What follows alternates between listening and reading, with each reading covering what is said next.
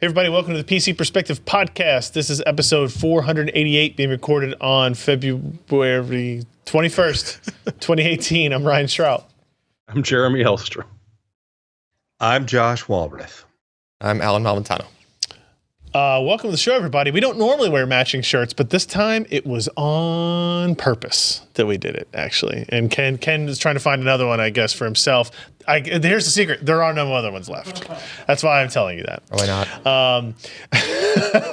Apparently, the shirt I was wearing before was visually grating to the audience. It was moray. Both Ken and the chat during the live stream. Stream eye for the white guy. Which, so, people who watch us after the fact don't get that thrilling context of why Allyn and I are wearing identical t-shirts. Yours is more worn out than mine. It's literally impossible because this is the first time it's been worn. Well, why is my live darker than yours? Like a better green. Yours has all like the wrinkles and stuff in it. I don't know. They're printed different times, man. I don't get it. Okay. But anyway, if you want to make sure you don't miss out on exciting things like Ryan changing his shirt before the show starts, you can watch us live on Wednesday nights, 10 p.m. Eastern, 7 p.m. Pacific at pcper.com/live. Or if you need a gentle reminder about when that is, you can go to pcper.com/subscribe. You get this page here, asks for your name and your email address. I'll send you an email when we're going to do a live stream. Ta-da. End of discussion about that.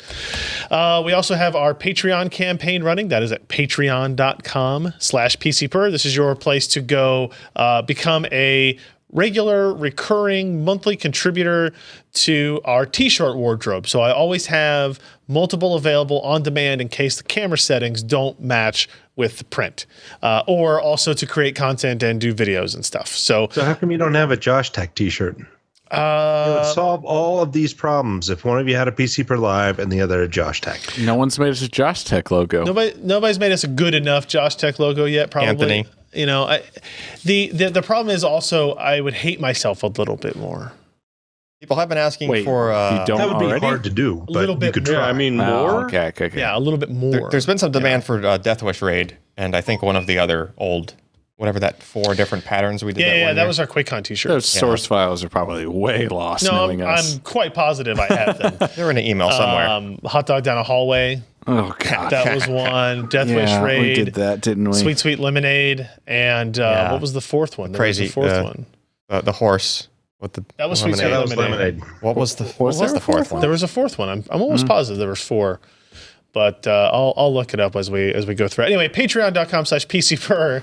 And anybody who increases their patronage or becomes a patron during the live stream will get a shout out on the show. Oh, yeah. So do that. The Patreon goes and allows us to do things like the mailbag. So I recorded a mailbag last week, episode 31, actually. I just got to show you this, but Anthony, he came through for us with a t-shirt. Already? What are you going to show me? Are you sure? Mentioned this like 2 minutes ago? Yeah. You put it in the Slack, which you don't have on that laptop. First of all, we don't have hip chat. Second of all, I don't have access to this. Hip chat and then Yammer, then hip chat. And Slack. Yeah. You need to put it in the show notes. Put it at the bottom of the show notes and I'll look at it. Anyway, we can do the mailbags and stuff. If you have questions for our mailbag, by the way, you can send them to me on Twitter. You can go to the YouTube page and leave them in a comment there or in the comments section of the website on that post would be beneficial as well. I don't know why I'm going to click this. Please do not show it on the screen until I give full approval of this. It's probably going to be great. It's gonna.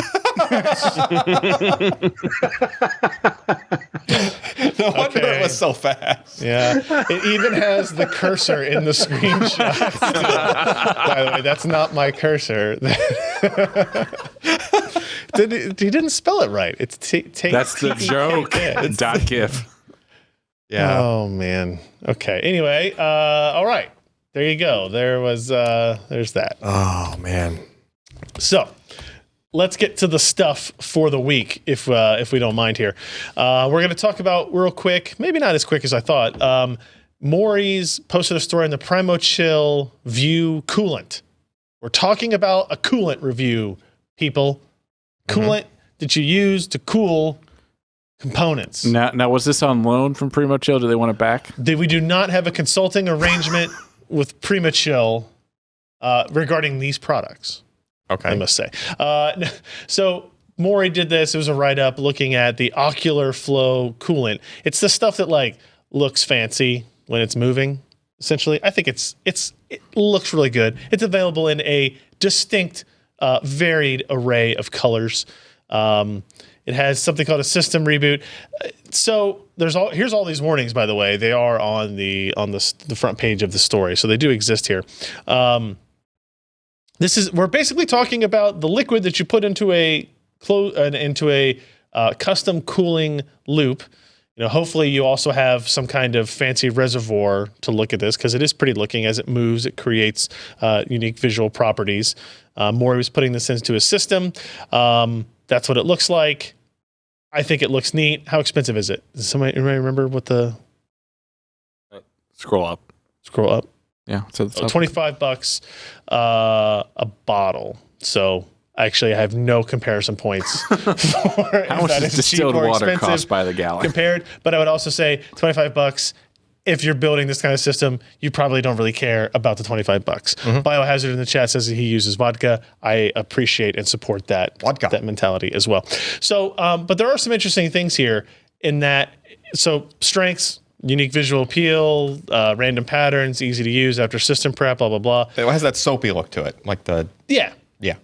But there were some interesting things that Ken and Allyn were pointing out before we started the show about, like, hey, don't use it on Tuesday, or doesn't say that. If your machine is good, that's better.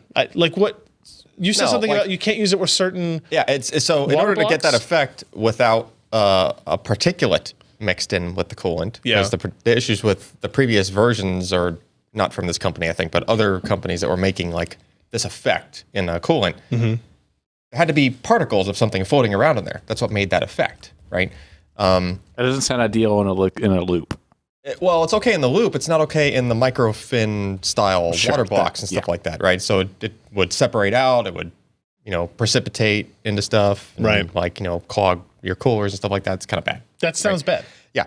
So this stuff is somehow achieving that same effect with a volatile type of, like it's more of a chemical that's in there. It's somehow doing that without particles that will clog things, right? Yeah, so you're not supposed to smoke around your computer because it just could self-combust. Well, no. I don't think they say that. However... Oh, come on. Because of the chemistry of that, this stuff does not mix with aluminum.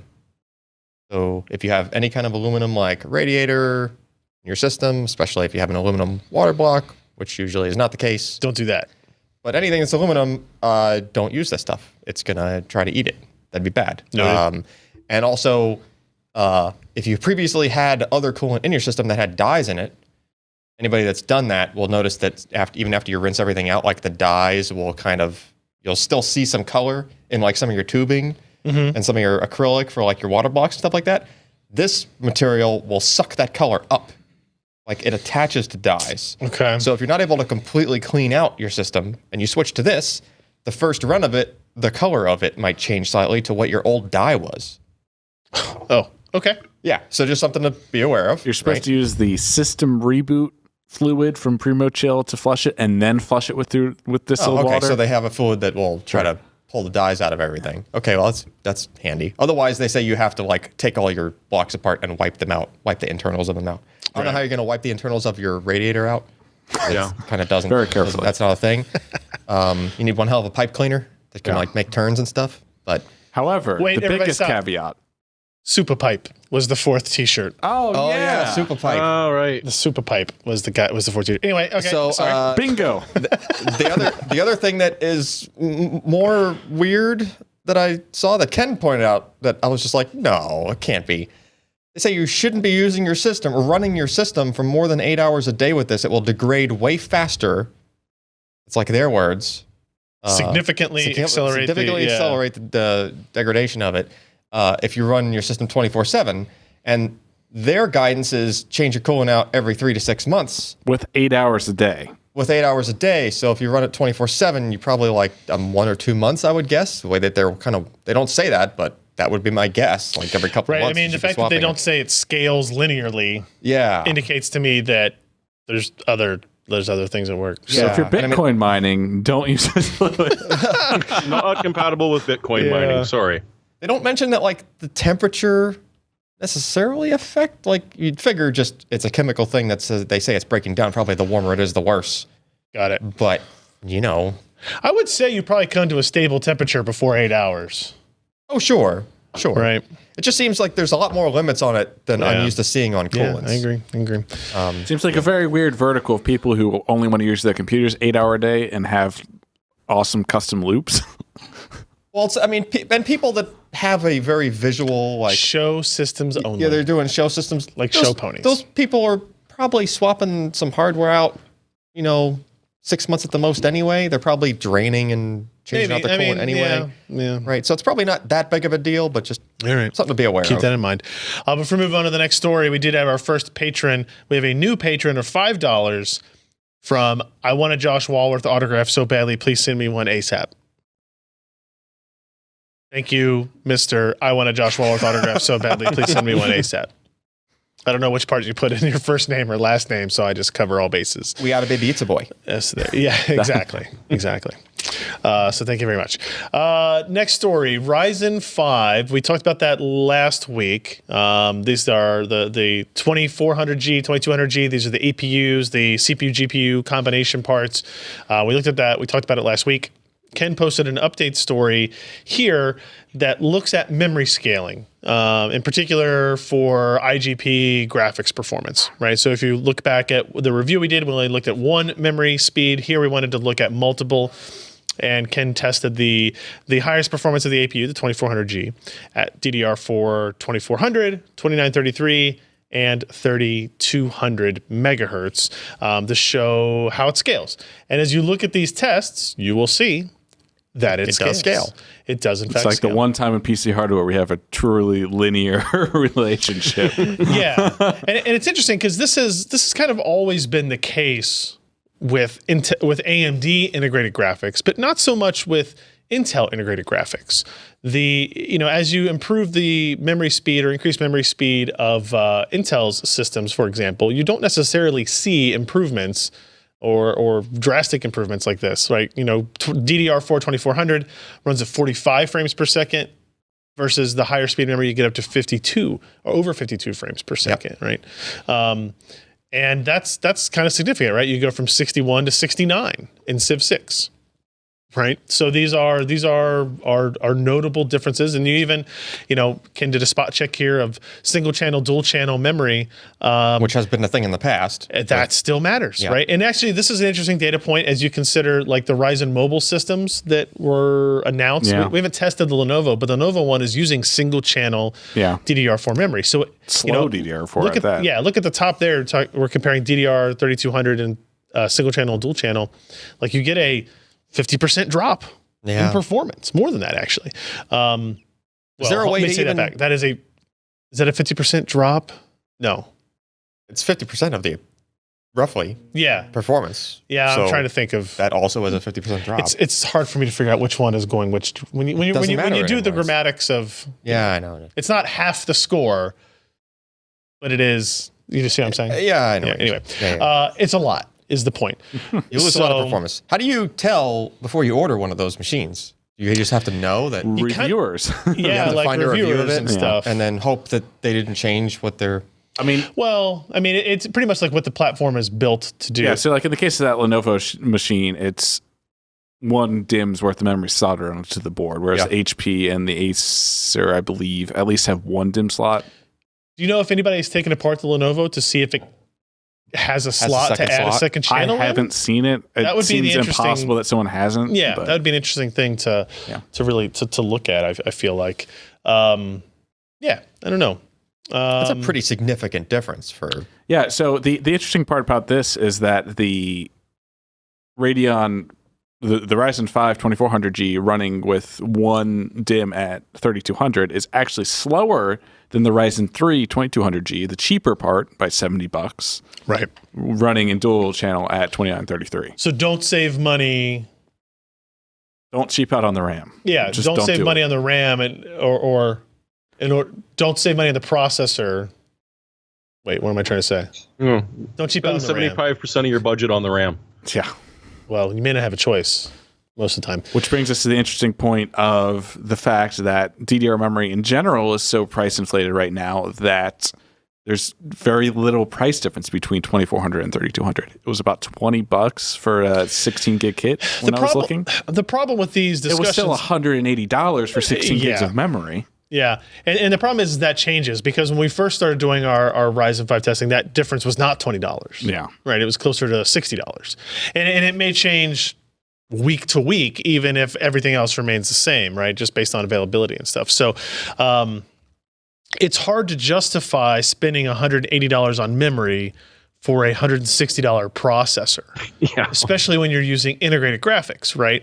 Because in theory, well, if memory were half that cost, you put that towards a discrete GPU, which is also not MSRP price still, and it doesn't matter. Everything's all screwed up. So yeah.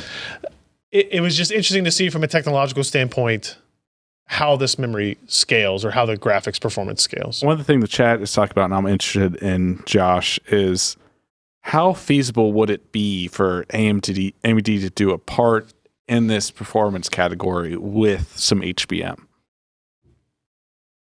You've got to have a totally different chip design. Sure.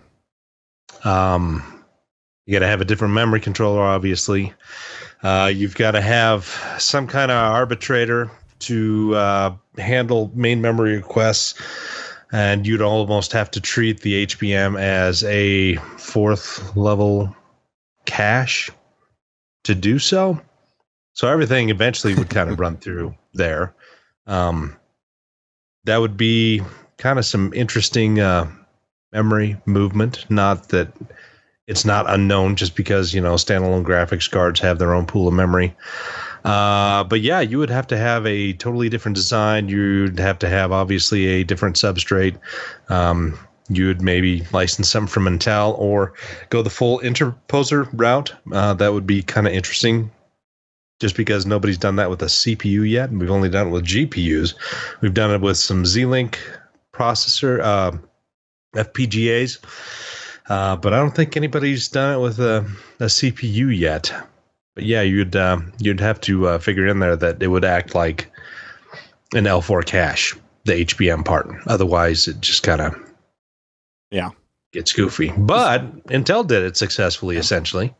Yeah. In a similar note, I would be curious what kind of processor uplift, CPU wise, you would get by integrated in HBM. I mean, the Zen already has some pretty big caches, but who would be unhappy with a 4 gig cache just sitting off of it, low latency, high bandwidth?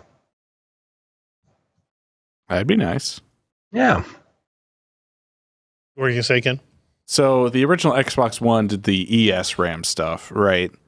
Do we consider that experiment a failure because they moved away from it?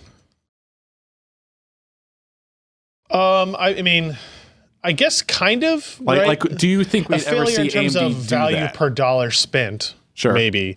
I think it's impossible that there wasn't some technological or performance advantage.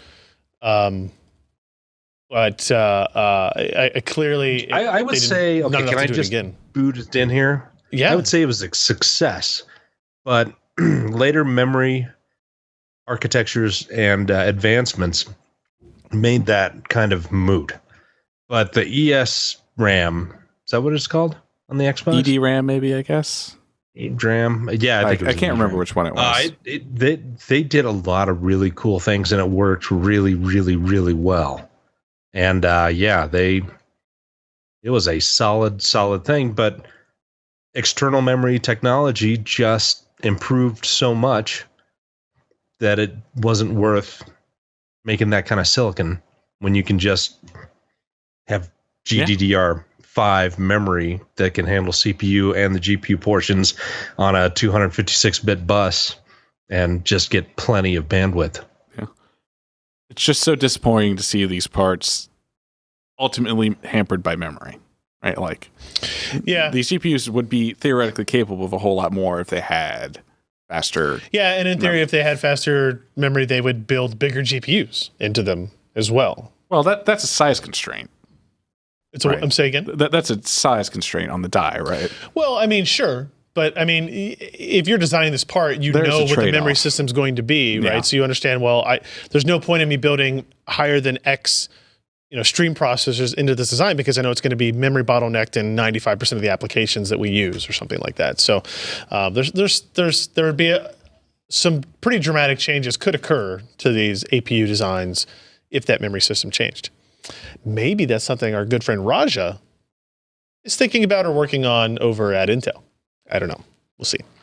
Real quick, Lee posted a review of the BitFenix Whisper M. This is an 850 watt power supply from BitFenix, which is I would still consider a relatively new company that, now I'm going to say this and I'm going to hope it's true, formed from the ashes of the A-Bit group of PR and marketing people that I knew. Is that true? I don't know. That's why I just said, that's literally what I said. The words came out of my mouth before that was, I don't know if this is true. I believe that's the case, but I hope I'm not screwing that up. I'm pretty sure it's BitFenix. But they've obviously been branching out, doing a bunch of stuff. This is an 80 plus gold certified power supply, quad 12 volt rails, and relatively inexpensive with $120 MSRP to go along with that 7-year warranty and 850 watt distribution. We'll take a look at the inside. It's always Ken's requirement when we look at power supply reviews. What's the industry standard for power supply warranties now? Is it 5 or 10 years? So I think Seasonic is on the high side with like 10. And who was the review we did? Like Silverstone was on the low side with the most recent unit we had with like 5. I think we every once in a while, you see cheaper units that have 3s, probably. Yeah, 3 or a 5 usually gets a negative mention from him though. So a 7 or a 10 he's looking for. Yep. Which is, that's a significant amount of time for a PC component, any kind of PC component to be realistic. So there you go, Ken. There's your internals. It looks tidy. It is. It's not a large power supply. I don't know why I keep clicking that way. Let's take a look at what his conclusion was on this before we move on. Very good voltage reg and efficiency and ripple. The weaknesses included cooling fan reliability concerns and the bulky 24-pin ATX connector. You can see it's got look at that thing. Yeah. Like, look at it compared to a PCIe power connector. It's big. Does he take There isn't a really good picture of it. That's about the best one you got. Oh, okay. If you had one but of it's those... just comparison-wise, that's what on big. earth? Why is it such a... it's like there's a few cables going into it, and then it's like it's as if it breaks out within the... Yeah, I've seen it with like 2 cables before, but never that many flat ribbons. If you had one of those EVGA motherboards with the 90 degree, here's what I would say. Work. That looks like it's easier to install as long as you have vertical space above the board. Yeah, and it looks like it's probably easier to remove because you have a bigger piece of plastic to hold on to. You can grab a connector. The problem you have is if you're using a space-constrained case or something, or you want to bend it at 90 degrees as quickly as possible to wrap around behind the case or something like that. Or you have one of the few motherboards that are at 90 degrees. EVGA likes doing that. Yeah. Or you have an optical drive installed. Hopefully BitFenix does not. An optical what now? An optical drive. Huh? I know, right? I know. I see all of my drives. I don't understand what optical has to do with it. Josh would normally be talking right now. He must be muted and not know it. No, he's just... I just refuse to even engage with you guys anymore because you're all heathens, because you believe optical is in the past when it's actually our shining future. Oh, okay, good. And I was too busy hitting the eject tray in mine, just playing with it for a while there. Well, he wanted a cup holder for his beer. Fair. A couple of other quick ones to touch on. A new writer coming on at PCPer, Christopher Koch, published a review of the Cherry G80 3494. This is a MX silent keyboard built by Cherry, the company that you mostly know for making the switches. Silent? What? MX Silent is just a switch type. It came out, I don't know, last year sometime, I guess. Is that right, Ken? Corsair's had a keyboard out with using MX Silent. Yeah, it's about a basically year. red switches with O-rings or something. Or blacks with O-rings, I think. Or maybe there's just rubber bushings like built into the switch instead of putting O-rings They're on black. They're linear. Cherry MX So, yeah. Silent Black. I don't think Linear. there are O-rings. I think it's just a linear switch that's designed to be more quiet Oh, Yeah. than the reds. I would think the silent because the keys bottom on like keyboards as well, and that's usually what But makes a sound. You shouldn't do Right. that.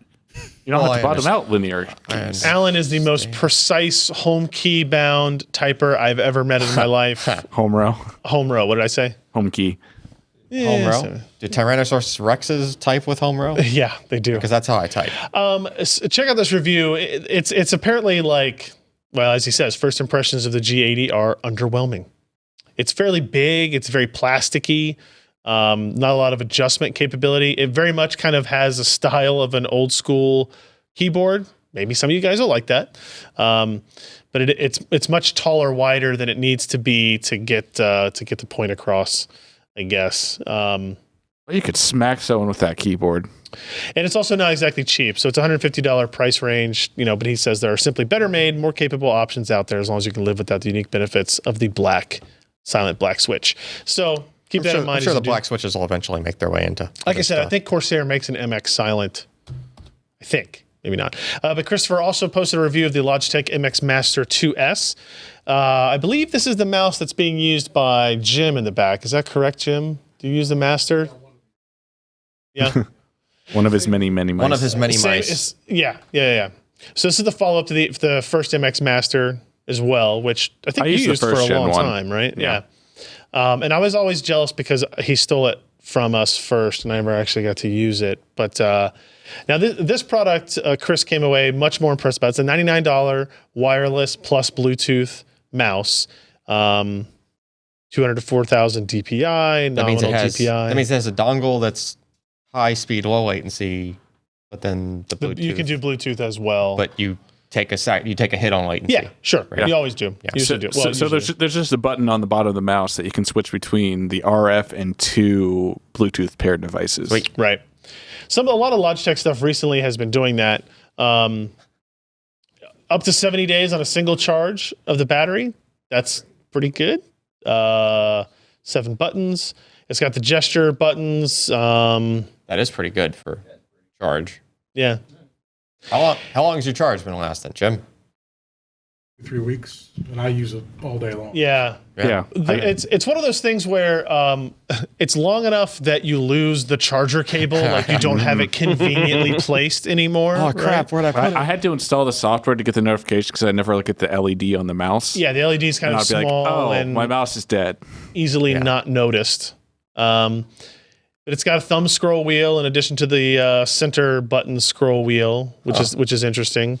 Obviously, you can use it for gaming, but it's not targeted for gaming. It's targeted for professional users, people using creative apps, and can take advantage of some of that extra capability. Does this also have the software that lets you control multiple machines? Yeah. The original shipping to Right. us, Right. I I think they've added that to that. Yeah. Yeah, he Logitech Options and Logitech Flow is what that's called, right? So it allows you to essentially use one mouse and one keyboard to control multiple computers as long as you have the Logitech software installed, which is actually pretty convenient. And maybe not a huge install base of users that want that capability, but It's handy for those that need it. it is super handy. If you have like a laptop that sits on your desk as well as a desktop, it's convenient. It's not a cheap mouse at $100. Does its best to justify that cost with a number of extra features firmly targeted at professional and creative audiences. So if you're interested in the Logitech MX Master 2S, check out that review. All right. That's it for our main story. Let's get into some of the news items that cropped up. There's a lot from Qualcomm. Its Mobile World Congress starts next week. But apparently everybody said, nah, F all that. We're going to do all of our launches and news items earlier. I think I had an email this morning that had like 9 Qualcomm press releases in it. It's like what happens at CES sometimes. Yeah. People start launching stuff before the actual show starts. Yeah. So the first story we're going to touch on is the Qualcomm always connected PC updates. So this is something we've talked about many times in the podcast.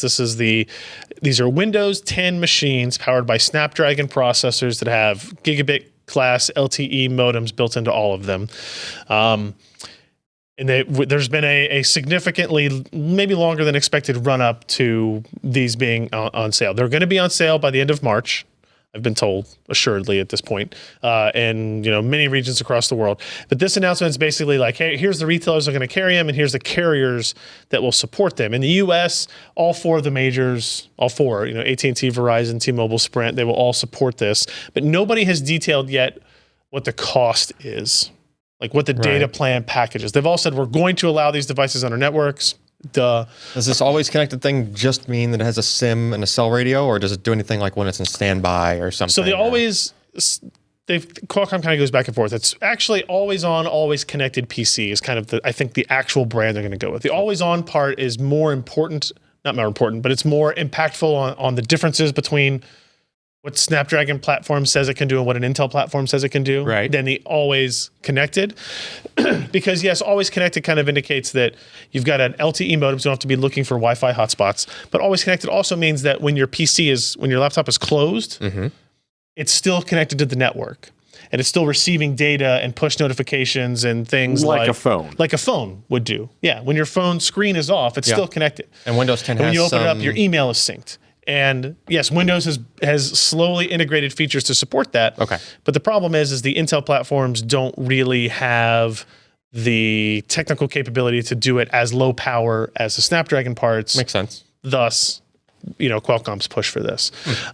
So basically, carriers in China, UK, other areas in Europe, and then the four majors here. It's going to be sold at Microsoft stores. All three, like the Lenovo, the HP, and the Asus machine, are going to be sold at Microsoft stores and at Amazon, right? With apparently a very specifically built landing portal page on Amazon.com. Can't walk into a Best Buy? Can't walk into a Best Buy? They're not going to sell them at Best Buy, which I find very confusing. That's rough. Right?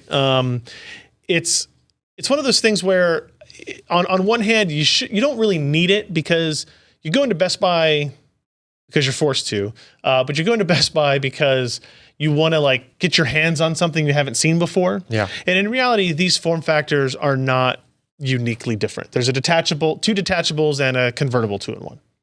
Right. Looks just like the regular ones then. Yeah, basically. I mean they're the potential of thinner, lighter, whatever is there, but in general, it's kind of a well understood thing. So what you're really trying to convince somebody is, do you care about the LTE connectivity? Do you care about extended battery life? Do you care about the always on stuff? And you're not going to get that by walking into a Best Buy. That being said, having more places where people can go, Best Buy is a national chain. They obviously would want to be in there. Best Buy just didn't do it for some reason. Being in the Microsoft stores is a good thing for them because it's kind of like, despite the smaller addressable market with the Microsoft stores because there aren't as many of them. No. It's where, Microsoft promotes what they consider the flagship devices of the Windows platform. So, like I said, Verizon, AT&T, T-Mobile, Sprint. I guess I won't say. I've heard one of these carriers is doing a really impressive. What does that sound? Oh, you're tearing paper, weren't you? Got it. Velcro. No, Velcro. Thought maybe my chair was falling apart. Sorry. That one of these carriers is actually going to do something like 2 free months of data or something when you buy the device. Wasn't there something announced like that? I don't know. I can't be sure what is public and what's not, so I'm not going to go into more detail. But they're coming in for sale by end of March. So if this is something you've been waiting for, I know I have been waiting a long time for this to actually occur. Sooner rather than later. There was, to go along with that, a sub-story. Apparently, Microsoft posted a troubleshooting page on their website, but then removed the same day or the next day a limitations of Windows on ARM list, essentially. That might be good to know. What are the things that are That's that are fake limited? news. There's no limitations now. Oh, okay. Got it. So they took it down. Luckily, Thurrott.com listed all of them out anyway, and and is keeping that story up. All right. 64-bit apps won't work. That's something we knew. Well, I don't think that anybody was very explicit about it, but they very clearly was talking about 32-bit app emulation. 64-bit apps don't work. 64-bit x86 applications will not work. Correct. Yes. 64-bit ARM applications from the store will work. Yeah, I think so. Yeah, I believe translate. It will do the emulation for 32-bit x86 apps, but it's not doing the translation for the 64-bit. But then will not translate x86 drivers. Does that mean it will translate x64 drivers? No, it can't do so. So how do you print from this laptop? Printing's dead, man. You don't need a print button. Drivers that are supplied by Microsoft will have been converted over. Oh, I understand. Yeah, but I don't know that Microsoft has that HP Universal driver ain't going to work. How do you know that Microsoft has whatever your random Canon printer or whatever has that? I don't know yet. Yeah, right? you just use printer sharing from your Windows 10 desktop. That might not still work because a copy of the driver goes to the other machine. Just use Chrome remote printing on your Windows 10 desktop. Okay, yeah, maybe. They talk about certain classes of apps not working, things that modify the Windows user interface, shell extensions, anything that uses a kernel mode driver. Yeah, won't work. Again, like applications that install kernel mode drivers along with the application. So in particular, like benchmarks that a lot of people run, PCMark, SysMark. I don't think those install kernel mode. They do. They do. Yeah, they install kernel mode drivers. No Hyper-V support. So no virtualization on your Windows 10 on ARM platforms. And then older games and graphics aren't supported. They say while Windows 10 on ARM supports DX 9, 10, 11, and 12, apparently it does not support OpenGL acceleration at this point. Really? Yeah. Which is interesting because OpenGL acceleration has been part of Android since forever. Yeah. Maybe they just need to port something over. It sounds to me like just a driver, again, from Microsoft or from Qualcomm in this case, may need to be converted over. It's a lot of work to get an operating system running on another on a completely different architectural platform. Yeah. Now, it's interesting to me that they took this information down, indicative of either something was wrong on it or Qualcomm just didn't find it out yet, right? But I mean, at this point, every other bit of information has kind of been released. This is going to come out eventually. Let it come out. Let those who care about that come out. And then now we can start to have discussion about things like printers, which, I hadn't thought of before. Yeah. Like that's kind of a common thing. I probably print more than most people that exist in the world still. Fax. Do you fax? No. Good. No. Or scan. No, I got you beat. I do scan. Like all-in-one scanner printer driver thing. Like, kind of important. I mean, not really. To work. I mean, I guess. I sign almost all the documents through Adobe Adobe Reader now. Yeah. It's very rare when somebody asks me specifically to print, sign, and scan anymore, thankfully, because even if you have a regular version of Windows and an Intel or AMD processor, that process still blows. Well, I mean, I usually sign stuff electronic too, but there's plenty of occasions where, title for a car or something, I want to keep a copy of it, use a scanner. Just take a picture. Use your phone, bro. I guess you could just take pictures now. I don't know. That's why Kinko's exists. What? It's the only reason Kinko's exists. Kinko's. I already have an all-in-one printer. Let's talk about the Raven Ridge processor again. This time, naked. Naked? The processor, not me. Der Bauer does it again. Why was this an interesting story, Ken? Because it's the first Ryzen part that used TIM instead of solder. And this is just proving that it does, in fact, use a thermal interface material? Well, and of course, he put some liquid metal on there instead. Oh, okay. Come on, and it made things better. Still. Yeah, so he did some test at stock clocks and overclocks.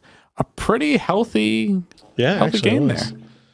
Now, whether or not you want to go through this with your $150 APU. Yeah. Well, I guess $100 or $1,000 APU.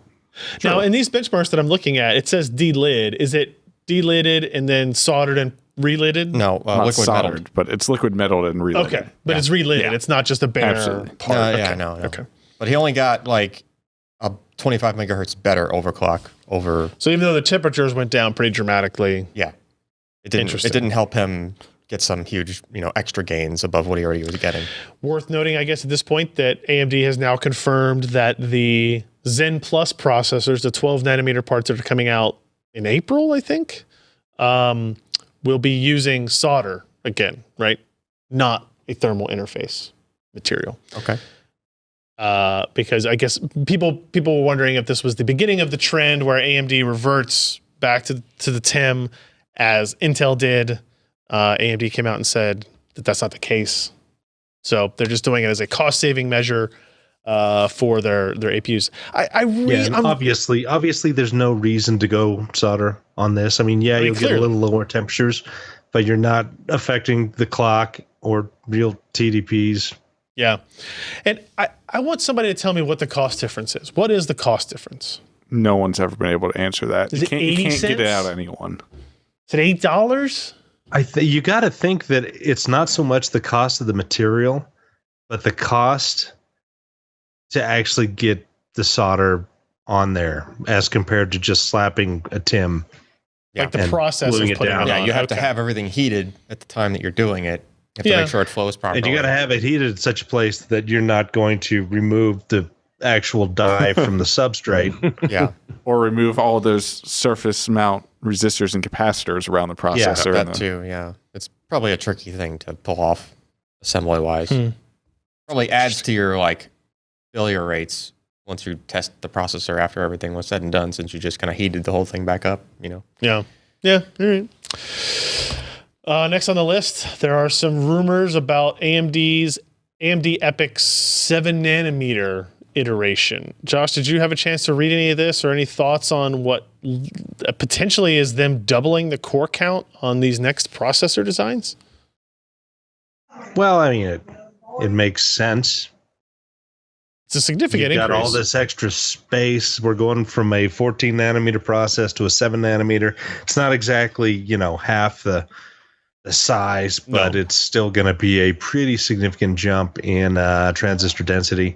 And so, I mean, it makes sense to take up and put as many cores in as possible, especially when we're getting to an area where compute power is still king. Everybody thought that things would kind of slow down, but no, people keep putting out applications and things on the web and IoT crap and really complex simulations, stuff like that needs CPU power. So yes, 7 nanometer is going to give you the chance to do all that. It is interesting that according to this WCCF leak story, whatever you want to call it, rumor, that AMD may be making two different dies for this product line, as opposed to what they did with Zeppelin, which was they made one product die that went across EPYC, Threadripper, Ryzen, 753, etc.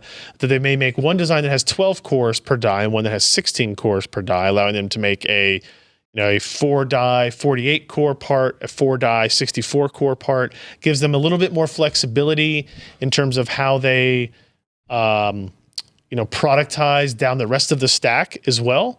But it also takes away, AMD talked extensively about the advantages that they came across by deciding to go with a single die implementation. They saved a lot on development, they saved a lot on production, validation, all these things that take a lot of time and can potentially, hinder a product release schedule. If this is true, at least, looks like they are stepping away from that. Maybe it's that they have more confidence in the architecture at this point. Keeping in mind that this is Zen 2, not Zen Plus. So this is an actual new architecture, not just a respin. It's interesting. I hope this is true, because while I think there are many potential problems with threading, and we don't have enough software that really utilizes multi-threading completely, and we saw the complications about AMD's implementation and the CCX and memory latency and all this other type of stuff that comes into play. I was kind of hoping you'd see more monolithic die, but from a cost structure, maybe not a usable thing. Yep. But if you have one die that can do 16 cores, essentially for the Ryzen 7 part, 4800 or whatever they're going to call it, that might be 16 cores, 32 threads for $500. Mm-hmm. And that sounds pretty great. It does. If that's the case. Any other thoughts, anybody on this? Again, still very rumored for 2019, so don't get overly excited. But there you go. Too late. I'm overly excited. AMD is foot on the gas, apparently. So as an aside on this, I think it came up in the comments, maybe here in the article and also on the web chat. I think it was just in the article. Has there been any substantiation to the rumors that they're thinking of moving to a 6 or 8 core CCX in their architectures moving forward? 6 or 8 core per CCX instead of 4. Oh, yeah. Okay. I don't know. I have not seen anything like that, to be fair, but it doesn't mean I heard it's a not rumor possible. about a 6-core CCX. And, that would kind of make sense. In ways. I mean, you're going to increase your core count. You're going to, in certain workloads, you're going to decrease, overall latencies because you're not communicating in between CCXs nearly as much because you got 2 more cores, just real local. Right. It'd be an easy way to scale things. Well, relatively easy way to scale things up. Yep. We'll find out. My guess is CES 2019. Put it on your calendars. I don't know if that's the case. Let's talk to Josh real quick now about something really easy to understand and really easy to understand its implications for the market, which is ARM introducing the Kigen. Kigen? Did nobody ever say this out loud at your meetings? Yeah, I believe they did. Kigen. Kigen OS for cellular IoT and this idea of an iSIM. It's not Kegel OS. No, It's man. That's a totally different exercise. Man. Mm-hmm. All right. So you want me to talk about it? Yeah, what are we looking at here? This is a trillion devices or something like that. Yeah, so last year, ARM went on kind of a shopping spree, and they bought up quite a few companies. And one of them was this little company for £12 million called Simulity Labs. They specialized in next generation SIM design and implementation, but I mean, they really didn't have any products out there.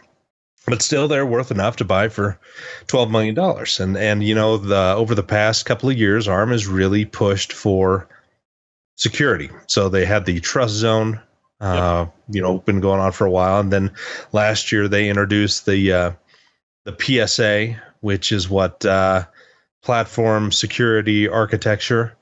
And it's all was kind of leading up to this. I mean, PSA is going to be across multiple lines, but there's Simulity thing. It was all about cellular networks. And so they have multiple areas. And I'm sorry for my child yelling in the background, right. But he gets very excited and dogs like to bark in the backyard. But anyway, it's multiple areas. One is I don't hear much behind you. So it was lots of banging.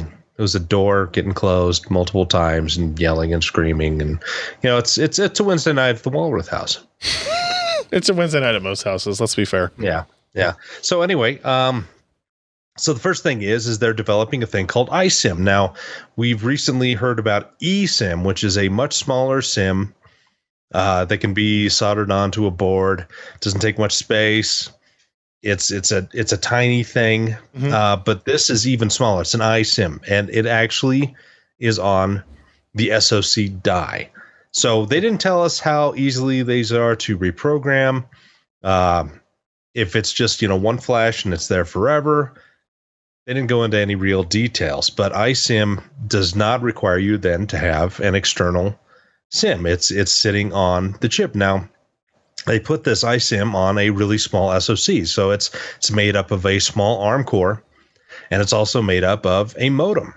And so they're thinking that this is one of the first real good steps in a secure IoT environment. Now, we've had webcams that have been compromised, other IoT products that people have hacked. They're sending out non-encrypted streams, things that just, password is admin, can't change it. I mean, it's some really wonderful things with IoT, and they believe that the future of IoT is to leverage existing cellular networks and do it cost effectively through this iSIM technology, their PSA technology, which there's multiple levels of that.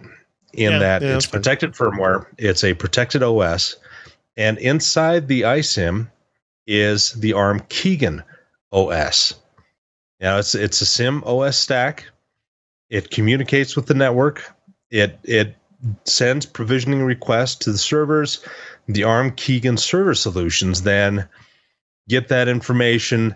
They see that it is from a SIM that is with a product. So it's a point of origination that they know of, and that's where a lot of the basis of the security comes from. Got it.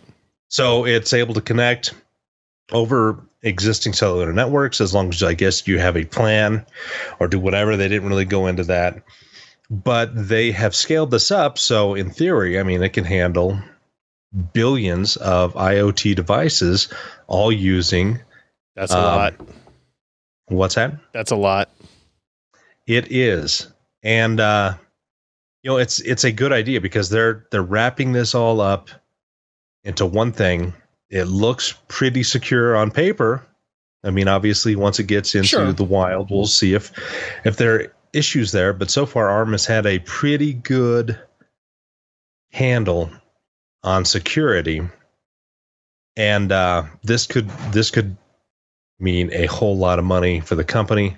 It could mean a much more secure IoT space for consumers. It's an easier way for manufacturers to roll out IoT packages, actually leveraging cellular technology, and so it's a pretty big deal. They're really one of the first people out here that have a comprehensive solution, not only on the product side but on the server side, that can leverage existing cellular networks, which are now essentially everywhere. Yeah, to be able to do IoT. So you have a Nest thing, and you sign a contract with Verizon, and it only takes up a little bit of your data every year, but it's constantly connected. And it's secure, supposedly. I mean, ARM getting into it is a good sign, but only in the sense that you can't make the Internet of Things any more insecure than it already bloody is. It's just a ridiculous cesspool of unsecured stuff, like Josh had mentioned, up to and including hard-coded passwords that you just can't do. But the other thing, the two things I think about that, well, apart from the fact that how in the hell am I supposed to read the ICC ID off of a SIM that's not even a millimeter in size, is we're now adding another level of insecurity to this by strapping it into the cell network, which is inherently insecure in and of itself. So now you don't just have to worry about the Wi-Fi exploits getting in or coming in through your ISP. You're blanketed in a ubiquitous signal that you can't bloody well get away from, that hopefully, you're a little bit hardened against. But at the same time, your vectors of attack are just everywhere now.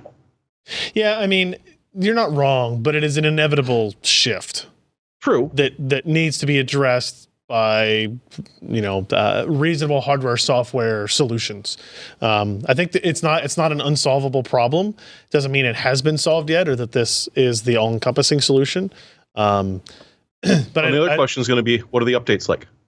Because that's the other giant hole in Internet of Things is people will put something out, and a year later it's discontinued, it's unsupported. There's no more security updates being pushed out, but people don't throw out their internet-connected doorbell every year. It's just not a thing you do. Well, not yet. And you're right. Also, updating and security updates are another area. And that's why I think in this story that Josh talks about, there is like a management and provisioning server solution for some of that if not updating firmware and those types of things, might be able to disable some of those devices from communicating over that network if they are deemed to be vulnerable or compromised. So that would be nice. Yeah. Thanks, Josh. Let's talk quickly about another Qualcomm thing that occurred. Looks like we sprinkled it in here. This was TrueWireless. Sebastian wrote this up. This is an extension on the stuff that they announced at CES in January, which is basically an updated Bluetooth controller, the QCC 5100 Bluetooth SoC for headbuds. Headphones, earbuds, whatever you want to call it, guys. Headbuds, that's a good one. So basically, this is updates there for support, quality. He talks about the combination of this new SoC with the Snapdragon 845 offering improved battery life, thanks to the enhancements of power consumption, the combination of lower latency and better pairing experiences with these independent earbuds. Otherwise known as the crosshead Bluetooth transmission. I like that. Common method of a single earbud connection. So there you go. True wireless stereo versus true wireless stereo plus. So whether or not the device sends the signal out to one earbud and the earbud is responsible for. Okay, so I can see which one would save battery life there by sending it direct to the device. Yeah, if your earbud isn't having to receive and transmit at the same time. Yeah, probably big battery plus. life saving. So that's part of the QC5100. Also part of this is Qualcomm's broadcast audio technology, which is essentially a one-to-many broadcasting single audio stream to multiple devices with perfect sync. So think of this being useful for areas where either you're watching movies with friends or family, or larger commercial implementations where maybe you have a VR system or you have something else and you want to use Bluetooth audio for that, performance or something like that. Useful for that as well. So those are some of their updates to the Qualcomm audio solutions. So yeah, their broadcast audio examples include multiple speakers in a small room, right? How else will you have your silent disco? Exactly. Yes. Yeah. Where everybody has their headphones on, synced to the correct music, dancing in perfect time. Yeah. But to an outsider, nothing. This is like our VR nightmare as part of that as well. Yeah. A group of friends can listen to music on the stream time, and then a guide can speak to their phone and voice relayed via broadcast audio. So in terms of like group tours and stuff like that. So interesting use cases there. I guess I should have put these in a different order, but we'll talk about the AMD embedded processors now, and then we'll get to the Qualcomm 845 mobile VR. I had to have a break in between the Qualcomm stories. Yeah, I mean, everybody needs a little rest. Seems understandable.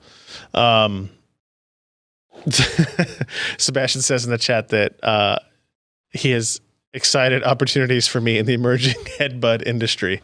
Hashtag headbuds. So I think that's going to be our future. So AMD made some announcements that probably don't normally get a lot of attention here. Embedded processors space. When you think of embedded processors, you might think of things that go in smartwatches or things that maybe are in your TV, and that's definitely the case. Those exist. What also can exist is the idea of using higher performance embedded parts that power everything from the casino gaming machines that Josh is so fond of when we go to CES, with their mini high-resolution displays and ring-a-ding-ding sounds as you walk Konami through has the to do casino. something these days. That's true. Yep. But also goes into medical imaging devices, those types of things, and then The headrest on the seat in front of you in the airplane. correct. Yes, these are all things where embedded parts are used. So AMD basically announced the EPYC embedded and the Ryzen embedded platforms, the EPYC embedded 3000, the Ryzen embedded V1000. I don't know why one has a V and one doesn't, but that's what you get.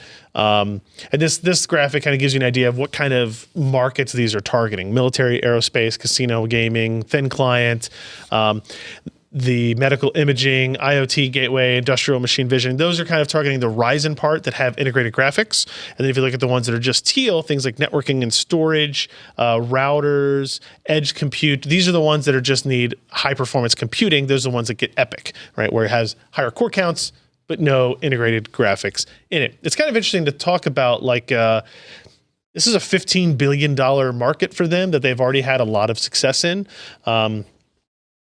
They're for a long time, they've been the ones with the higher performance graphics compared to Intel and spaces that need higher performance computing in general. They plan to improve on that pretty dramatically. When I was over in London 2 weeks ago, it was for the embedded event. Got to see some of these machines running. It was just after it was just before Embedded World, but there was some other conference that was over there previously about embedded, and the discussion about, okay, if I make casino games, I can now take a discrete Intel CPU an Intel CPU with a discrete GPU and size that down into an embedded V1000 Ryzen part. It has support for 4K displays, 2 10 gigabit Ethernet connectivity, and then wattages from 12 to 54 watts. You said Intel CPU or AMD CPU? If I said Intel, I meant AMD. An APU, an AMD APU in this regard, with the V1000. And you can see some of the specifications here. They're similar to what we see with the Ryzen APUs already, but they're a little bit different. TDPs are modified. The L3 cache is minimized. They have integrated dual 10 gigabit Ethernet ports, which is interesting. Yeah. Okay. Yeah. And actually, if you look at the EPYC 3000 series, up to 16 cores. So these are single, if it's up to 16 cores, it must be 2 die, right? Yeah. 4 memory channels, 64 lanes PCIe, 8 10 gigabit Ethernet IO embedded. 8 10 gig? Yeah. That's more than the Xeon D, which is 4, I believe. Yes, you are correct. Is it meant to be like just a low power sort of embedded So this would be something that powers a 10 gig switch. Oh, yeah. Right? Yeah. So it's interesting in these conversations I had with them. I was like, is this new silicon, right? Or are these the same die, right? My understanding was that, all Zeppelin die were the same. And he said it was actually, yes, every Zeppelin die has the capability to have this. These are features that aren't exposed to consumer or enterprise segments of products that we designed all those guys for embedded. With Ryzen X1800 have 8 sleeping 10G ports nestled in their core. Yeah. No, they would have 4, right? Because I think that's up to 8 gigs. So it's 4 per die. It'd be nice if that was exposed. They have to have your own PHY and everything, on the board. Oh, but yeah, that's been on the schematics ever since they were leaked when Zen was just a rumor. Yeah. okay.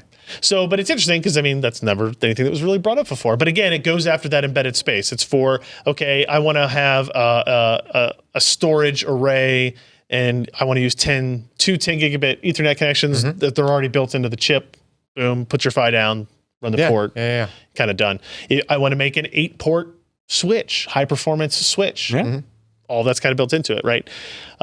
So it's an interesting play for them because the V1000 addresses a market that they've already been very active in. The EPYC 3000 series of embedded parts is getting them into spaces they haven't really been in before. Edge compute, which is this term that I have been struggling to try to define in several things I've been writing recently. Edge compute is the idea that taking processing power from a data center and instead putting it as close to the consumer or the customer as possible. So think, as we talked about 5G earlier, the rollout to 5G is kind of pushing a lot of this stuff forward because as you have more of these really very secure IoT devices that Jeremy is concerned about, all communicating at the same time over a cellular network, you will need additional compute capability, storage capability, analytics capability, close to the edge, right? Like by that cell tower, essentially, either at the cell tower or beyond, right? Or in like region-specific nodes. Last week with the ARM machine learning stuff in your phone, that's an example of edge computing. Doesn't need to go to a central location. Yeah, yeah. So as that buildup of what.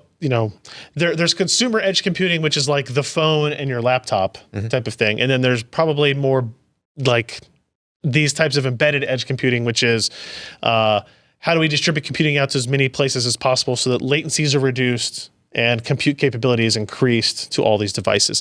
And, that's what Intel Xeon D line is supposed to target. That's what this EPYC 3000 series is supposed to target. And for AMD, they haven't really had a part that's competed in this space until now. So of that 15 billion total market, I think that I put in there 11 to 12 of that was this edge compute, networking, storage systems that they'll now have access to targeting with it. So, we just got our hands on some new Cisco equipment at work, and my networking guy wouldn't let me tear it apart to see what was powering it. There is some Cisco gear that has AMD in it. Yeah. Yeah. There always has been. It's just For a while, yeah. not necessarily their highest end stuff, or Correct. it wasn't consistent across the lineup. You wouldn't know what was inside of it. Correct. Yeah. So that's interesting. Like I said, not really like a consumer story necessarily. It was always interesting to me to walk around these casinos, and some of them have very robust like animations and graphics and multiple displays, and they were giving me examples of why a casino machine would have 4 displays. That the pad that you're interacting with is one display. You got this display and you got 2 big ones up top. I think also when we talk about features that exist but aren't exposed, can a Ryzen APU do 4 4K displays? I don't think it can. I don't know for sure. I don't think so. it can. I think that's something that is exposed only for the embedded side of it as well. So interesting to see. All right, last story. Qualcomm announces essentially an upgrade to their mobile VR reference platform, this time using the Snapdragon 845, previously on the 835, which obviously makes sense. Newer, faster, better GPU. You can, if you go back and look at Sebastian's performance preview of our of 845 that we did last week or so. Last week, I think. Yeah. 30% faster GPU, 30% faster CPU in some cases. Obviously, you want that in the edge cases where you are creating a dedicated gaming hardware device from it. So that's what this is. It's still a prototype. No announcements, I don't think, of any particular devices based on it. But if you look at the partnerships that Qualcomm has engaged in up to now, what do they have? They have an Oculus, they have an HTC, they have a Lenovo. I would expect we'll see upgrades across the board for a lot of these types of systems moving forward. I like the whole no wires thing. Yeah, kind of is. I'm happy to sacrifice a bit of performance for that. Yeah, it's inside out tracking. It's 6 DoF, which means it's using front facing cameras to measure the spaces around you as you move around, and so it's not using outside in tracking where there's cameras, or we can go to the discussion of whether or not the Rift or Vive is inside out or outside in, whatever. I did a demo of an 845 based unit when I was out in San Diego last, and it works really well. The content is still, drastically important. I'm trying to remember what we even, it was kind of like walk around a spaceship, essentially shoot aliens with a laser gun. Typical VR demonstration, of stuff. Also, I will fully admit that this headset is entirely uncomfortable. And every time I've ever worn one of these reference units, there's I don't know if I have a badly misshapen nose, but it rests on the bridge with a sharp piece of edge of plastic rather than foam. I don't know. Nobody else seems to ever complain about it, so I don't know if I'm wearing it wrong. I mean, probably. Yeah. Somebody else puts it on me. I don't. Not doing it, but I don't know. Mm-hmm. Anyway, so that rounds up the Qualcomm episode, the Qualcomm week of stuff. Let's get into our hardware, software picks of the week, he says, as he quickly goes back to the show notes so he can click on all of the links that people have put in there. Jeremy always gives me 2 links as well. One's to us, one's to the purchase. All right. So here is my pick. This is something we go through it more than most. But we needed to buy thermal compound. No. I know. We install and uninstall and clean and throw away a lot of thermal compound as it comes. And despite the fact that we've bought a lot of coolers, and we just use the tubes that come with that fairly often. How many rounds of the mini cleaner tubes stuff are we on? Is the issue. Say again. They come with mini tubes is the issue. Yeah, they do. And what would you say? How many rounds of that? What's that cleaner stuff that comes with the 2 bottles? Forgot the name of it. Arctic Silver? No, the cleaner. Articlean. Arctic-Clean. I never use that. No, you You just don't use alcohol wipes? Yeah. Yeah, we don't leave it on long enough to need that. That's true. So we just bought this Noctua NTH1 thermal compound. It's $5.95 for a 1.4 ml / at least 15 application quantity, storage time up to 2 years. No risk for us there. I believe this is the same stuff they ship with their coolers. It is. Right? And we've had good success with that. Yep, it is. And I think the last Is it time compatible with Primochill? I don't know. I don't know. I will point out the thing that Ken really appreciated on this, right? So we bought a 3-pack of this or something like that. So, $18. But look at the back of this. Look at like the stock photo they have. It's like chilling in an office. Hey, Thinking artificially contemplatively. red-haired lady, how do you like thermal paste applied? My favorite way is the dot in the middle and the X across it. What's with the Lilu Dallas hair? I don't know. But hey, there you go. I'm no thermal compound expert, and I've never tried peanut butter, but this stuff works really well, and it seems to be inexpensive. There was a time. Funny story. When I was out of town I was on a golf trip with my family, and I was testing a product, and I forgot to bring thermal paste. I brought the system with me and had a processor installed. I had to swap the processor. I see where this is going already. And I did not have thermal paste. And because I was on vacation and had taken a rental car, or the people who some of the family had taken the car out, so there's no other car. So I'm sitting there at the condo by myself. I don't have any thermal paste. You just like scrape it off? And No, I didn't have to do that. Turns out within about 3-mile walk was a Best Buy. Okay, and I called this Best Buy and I said, "Do you have thermal paste in stock? Because it's kind of," and she was like, "I don't know." And it's like, "Can you check for me?" And she came back and she goes, "I think we have it." And it's like, I don't know what that means. No, I really need to know because Right. I'm about to walk And so 3 miles. I go there and I go to the this is in, where the hell was I at? Georgia, I think. No, I was on I don't know. Out in the middle of nowhere. What's the island on South Carolina? Hilton Head? Hilton Head. I think I was on Hilton Head. Hilton Head Island. Hilton Head has a Best Buy? Yeah, as it turns out. Yeah, there's a lot of no, there's a big you know what? I think residential you're right. area. I think I was in Georgia. Anyway, I walked this 2.5 miles to this Best Buy. It wasn't cool Uphill, out. It was warm. both ways. Uphill Both ways, yeah. Right. And as I'm getting closer to it, I'm Avoiding realizing alligators and snakes. this is like one of those dilapidated Best Buys. I walk in, there's a bunch of barren shelves, lighting is poor. It's one of the small ones. I'm like, oh, this is not gonna be good. I walk over to the component section. There's like one hard drive. There's like one stick of memory half opened. And I go there and there's like a case fan, and there's a place where there's supposed to be thermal paste, but there's not. There's a $50 HDMI cable. And they sell thermal paste.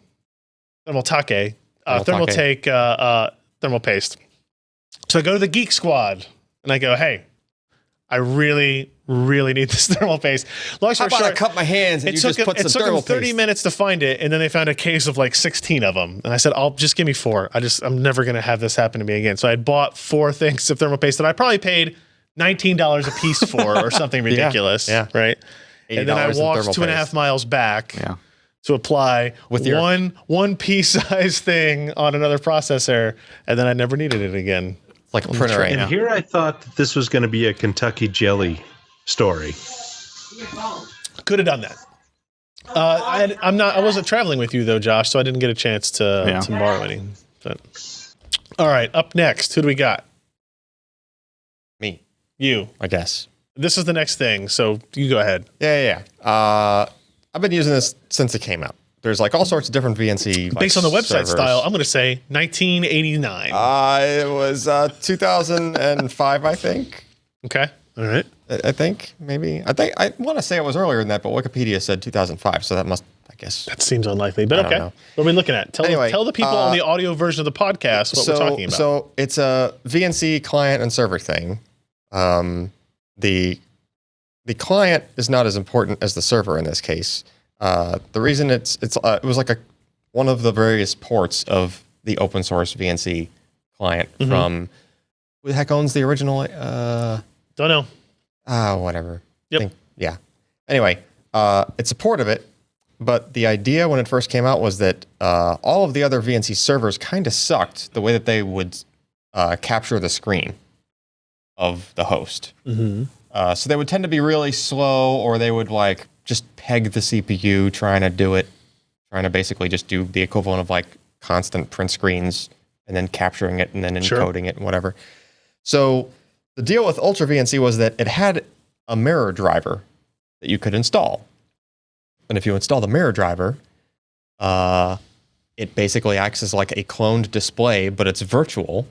So your screen output is just going directly to this piece of software. Right. So it didn't have to do screen scraping and all this other stuff.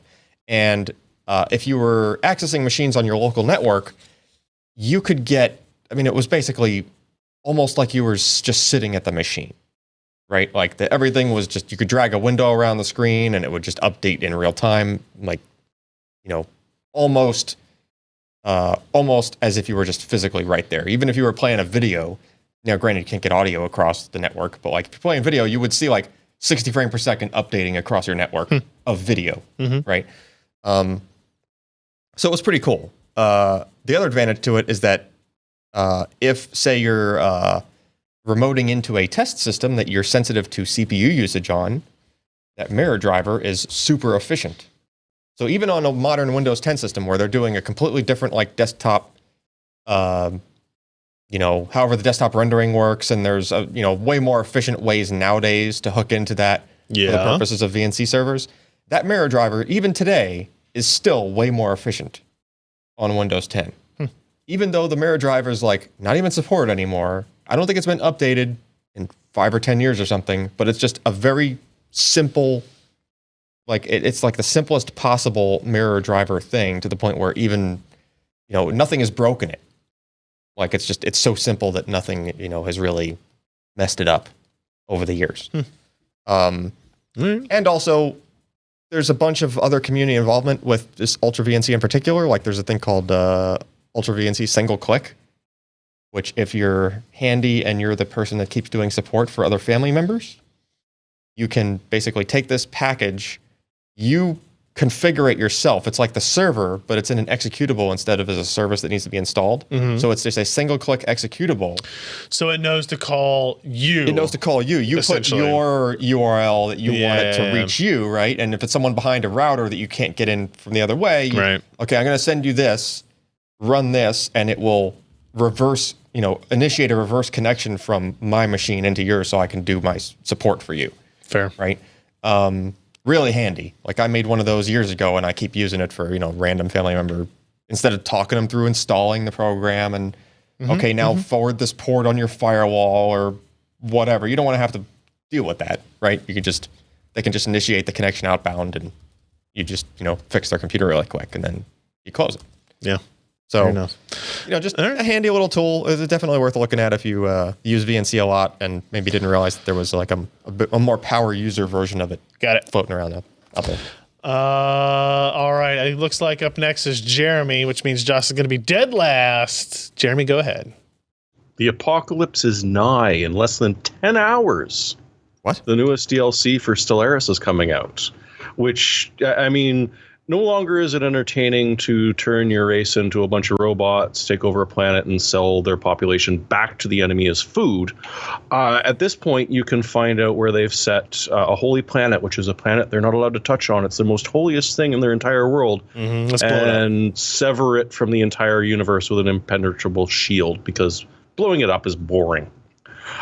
It's just a fun game, and the stories that you can sort of build as you're playing it, just because of the huge differences each playthrough give you and each race gives you, you end up just giggling to yourself, making up strange stories. There's also Titans. That is that big-ass thing following the fleet that is bigger than most of the fleet put together. So it's dropping tomorrow, and it is going to be so much fun. Is it going to be stellar? It will be stellar. Right now you're watching the Earth being destroyed. You will soon be able to play them as a post-apocalyptic race. Fair enough. All right, Josh. We saved you for the best for last. Oh, I don't know about best, but my wife's really looking forward to this one. All right. And it's not by Hitachi. Yet. Anyway. There's an appropriate picture. The older I get, hold on, Josh. the louder I like Max Rock. Josh, there's an appropriate picture. It's a second picture from the bottom for what Josh is talking about here. So zoom in, a mouse over, and zoom in on the upper left. There you go. Come in. There you go. There's Josh's wife. Yeah, that's my wife. And then there's Josh's wife. Angry at me. She's pretty nice. Usually they hand to be over your mouth, not her ears. Yeah. Suffocating you with a pillow. Yeah. Or around my neck. So, yeah, it's, if for only $14, we're giving these a shot and see if they work for her. Because if I have like even 2 beers, I snore like a madman. Really? So these are Getting old earbuds. sucks. These are super So just, lightweight earbuds. it's been a couple of years since you guys, slept with me. If you know what I mean. Think about it every day. Hasn't felt like it. Ken still has nightmares. It's recurring. It happens. $14. Give it a shot. So All what right. makes them sleep earplugs? Probably They're soft and they're small. The cord they seems to probably be- sound like crap. The cord seems to be really short. Yeah. the cord is short. Also, I would imagine that they don't stick out of your ear at all. That way, if you roll over to Yeah. your side, they're not putting pressure in. The Bose wireless headphones that I have fallen asleep with Oh yeah, these on are a plane super or short. whatever. Yeah. And they kind of like go into the canal a little bit and stuff, but then they have the neck part around them that make them less useful for that. All right, everybody, that's going to be it for this week. Thank you for joining us on our 488th episode of the PC Perspective podcast. We will be back next week. I'm not going out of town, so I should be good. As far as he knows. Yeah, I mean, hey, things change. But there you go. We'll see you guys next week. Bye. See ya. Bye.